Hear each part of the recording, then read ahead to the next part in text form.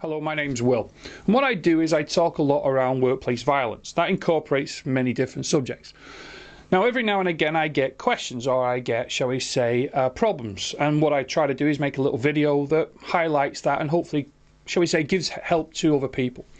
Now, just before Christmas of 2021 here, I got a lot of requests around lone worker training, and what it was a lot of organisations were saying, well, their staff had changed routines, like a lot of them were going into what we call hybrid working, or a lot of them were actually working in premises on their own, or some of them were actually having to go out more than what they actually, shall we say, did in the past, because a lot of the clients that they were dealing with couldn't actually come to physically see them. Then there was also problems around the training aspect.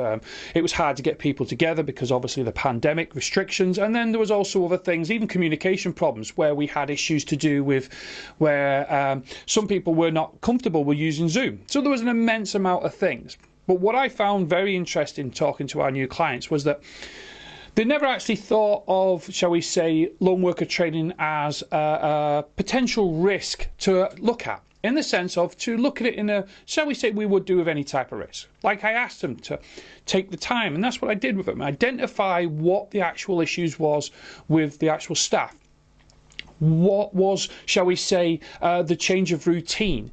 Did they have to actually physically go out and see the clients? Did they actually physically have to go into buildings on their own? Identify exactly where was the risk coming from. Did we have a behavioural change by our clients? And things like that. So there was all these things that we put together. We then got them to evaluate, right, well, what's the serious risk? What do we need to identify straight away? What do we need to look at? What do we need to evaluate? What was the thing that we had to address straight away? Was it staff working at home on their own and not checking in and not checking out? Was it people working in buildings working late on their own and, shall they say, they weren't checking in? What was the actual main issue that we were looking for? We also then looked down to how did we actually record it? What was the actual point of recording it? Did the staff record issues or concerns? So we worked our way through all this list. And then the last thing we did was the review. Simplest thing of them all. We sit back and go, right, what can we do differently? What can we implement to, shall we say, encourage the staff to learn more? To encourage the staff to sit back and go, yeah, that's definitely a risk, and this is the way I want to learn.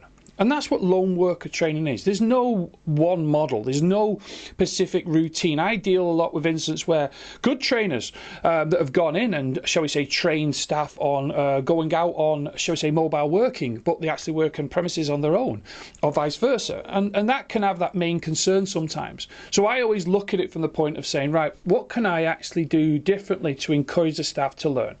And that's what I ask you that are watching this. Go through it yourself. Look at your lone worker training as a risk assessment. Think to yourself, identify the needs, evaluate the options that are there, record what's required, and then evaluate what's the best approach from you. Stay safe whatever you're doing, and bye for now.